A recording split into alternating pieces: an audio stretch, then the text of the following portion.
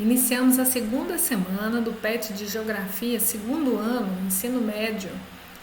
A gente, nessa segunda semana, vai continuar discutindo as questões da estrutura fundiária brasileira, né, questões aí extremamente importantes, para a gente compreender melhor o campo brasileiro, a questão da concentração fundiária, que gera tantos problemas no país, e as possibilidades aí de reverter essa situação. A gente tem então a primeira atividade pedindo para caracterizar a estrutura fundiária do Brasil. A gente já falou disso na semana passada, mas a estrutura fundiária ela é o quê? É a forma como as propriedades rurais são distribuídas de acordo com a sua dimensão, o seu tamanho, né? A estrutura fundiária brasileira ela é extremamente concentradora. A gente discutiu isso na semana passada. A gente tem aí quase que 1% dos produtores rurais brasileiros com praticamente 50% das terras no Brasil, das terras produtivas no Brasil. Ou seja, a gente tem a concentração das terras produtivas brasileiras, né, das terras agrícolas brasileiras, na mão de pouquíssimas pessoas, né? Isso quer dizer que a estrutura fundiária brasileira é concentradora. A terra, as propriedades estão concentradas na mão de poucas pessoas. É poucos com muito, igual a questão da renda no Brasil, né? Então a desigualdade na distribuição de terras, ela tem uma origem histórica desde o nosso passado colonial, né? E gera uma série de conflitos entre os proprietários rurais e os camponeses, os grandes proprietários rurais e os camponeses no Brasil. Então aí a gente já descreveu a nossa estrutura fundiária. Na sua opinião, o que é reforma agrária? Qual a importância da reforma agrária para a promoção da justiça social? Então, é uma resposta parcialmente pessoal, né, na minha opinião. A reforma agrária, o que ela é? Ela é um estatuto que almeja a redistribuição igualitária de terras, uma tentativa de ajustar séculos de acumulação, de concentração fundiária, né? Ela é garantida pela Constituição Federal e o Estado é responsável, então, pela compra e desapropriação de terras improdutivas de grandes proprietários e por repassar essas terras para famílias de agricultores, prestando a essas famílias o devido apoio financeiro para que elas consigam tocar essas propriedades e dali tirar a sua sobrevivência, né? Então, como a estrutura de terras é concentradora, já disse da semana passada, em virtude da colonização das capitanias hereditárias e da Lei de Terras de 1850, qualquer coisa vocês assistam aí ao vídeo da semana passada para relembrar, a gente tem então toda essa concentração. A reforma agrária seria para redistribuir essas terras, dando a oportunidade de pequenos produtores, de pequenas famílias produtoras que não têm acesso à terra, de ter acesso à terra, né?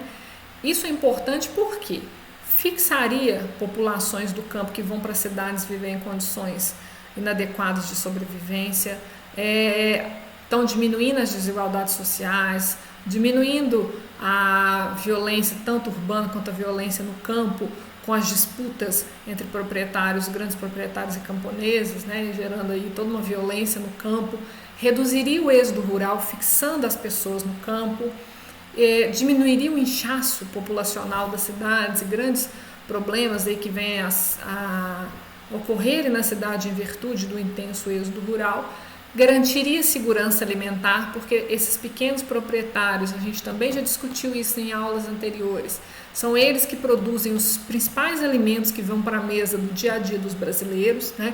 Esses grandes proprietários, eles produzem para exportação, isso não fica no Brasil, né? Então, tem pouca competitividade muitas vezes de preço dos produtos que realmente são os que a gente come no nosso dia a dia.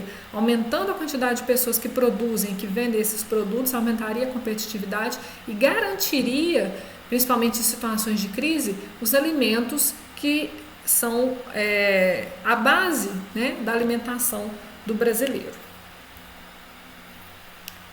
Número 3. Leia o trecho da música e responda. A gente tem uma música chamada Chão da Vida, né? Pisando na terra, plantando a semente, ninguém mais segura. Rompeu-se a corrente, nem cerca nem lei. Segura essa gente. Lutar pela vida, olhando para frente, avançando sempre na organização decretando guerra contra a exploração, vigiando os mortos pela repressão, fazendo justiça, né? Então, uma música aí falando do movimento do sem terra, né? Da luta pela terra, da possibilidade aí de estar cultivando, de estar obtendo terras para poder sobreviver, retirar a sua sobrevivência, né? Da luta aí de quantos pereceram nessa luta. Então, a número 3 pede para a gente aí falar quais os principais objetivos do MST. Então, está aqui o texto retirado lá do site do MST, né? Os objetivos do MST são lutar pela terra, pela reforma agrária e por uma sociedade mais justa e fraterna, né? Então, esses são os objetivos manifestos no documento, né? Que é a orientação política do MST. E, então, eles lutam então, por toda essa justiça social, para solucionar os principais problemas do nosso país, que é do nosso entendimento, né, que estão relacionados à desigualdade social, desigualdade de renda e que perpassam, né, de discriminação étnica, de gênero, a concentração dos meios de comunicação também na mão de poucas pessoas, né, exploração do trabalhador urbano intensa em virtude do êxodo rural e do excesso de mão de obra que então pode ser explorada. Todos esses problemas eles perpassam a questão fundiária, a questão da concentração de terras no Brasil, né? Então, diminuindo essa concentração, possibilitando às famílias acesso à terra, acesso a uma fonte de renda, né? Vários desses problemas sociais podem ser diminuídos, ok? Número 4, explique o que são comunidades quilombolas, né? Comunidades quilombolas são comunidades ancestrais aí de descendentes e remanescentes de escravizados fugitivos, né? Os chamados quilombos, né? Começaram a se formar no período da escravidão até 1888, quando houve a abolição da escravatura. Então essas comunidades elas permaneceram aí conservando a ancestralidade negra, continuando com essas manifestações dessas comunidades, manifestações artísticas, culturais, de culinária, de vários saberes, né? De vários símbolos que caracterizam aí esse grupo cultural, ok? Então eles enfrentam alguns problemas, né? Eles são um símbolo de resistência aí da dominação portuguesa, da dominação muitas vezes europeia, né? E aí preservando costumes dos seus antepassados. Muitas vezes eles são vistos como vivendo de uma forma primitiva e não têm assegurados, né, ou têm dificuldade de acessar em serviços de saúde, serviços de educação, para se inserir de certa forma, né, no mundo atual e conseguir manter, né, a sua essência sem prejuízo, né, para a sua comunidade, né? Então aí está a explicação direitinho. Nós temos aqui a última questão dessa semana. Analisem o mapa e citem vantagens e desvantagens decorrentes dos movimentos pela reforma agrária e luta pela terra no Brasil. Então aqui a gente tem aqui o mapa falando dos vários assentamentos de reforma agrária pelo país, né? A gente percebe a concentração desses assentamentos aqui na região norte aqui, na região norte, nessa parte da região nordeste, né, no estado do Pará, entre outros estados, Mato Grosso, entre outras regiões aqui do Maranhão e tudo mais aí, regiões com uma grande quantidade de assentamentos, todos aqui, ó, na região da fronteira agrícola, da fronteira com a floresta amazônica, né?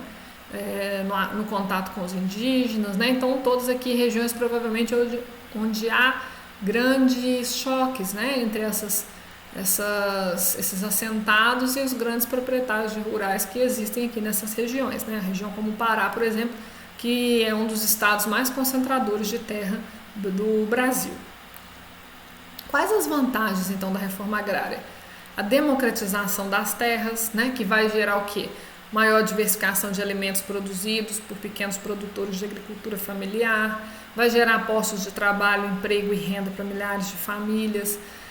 Geralmente as orientações para esses novos empreendimentos agrícolas, eles são orientações de um viés agroecológico, para uma relação sustentável, de produção agrícola sustentável. Então são melhores para o planeta, melhores para a nossa alimentação, né? Maior qualidade para os alimentos que vão ser produzidos, que a gente vai obter, alimentos mais saudáveis, com menor quantidade de pesticidas, agrotóxicos, uma diminuição da inflação em virtude do aumento da disponibilidade de alimentos do nosso dia a dia no mercado brasileiro, né? Lembrando que o agronegócio ele produz só para exportação, diminuição da fome e da insegurança alimentar, tendo mais segurança alimentar por diversificação de alimentos e pela garantia de cultivo desses alimentos no país, diminuição do inchaço das cidades, né, com o êxodo rural, diversificação das atividades econômicas e um crescimento e desenvolvimento social, né?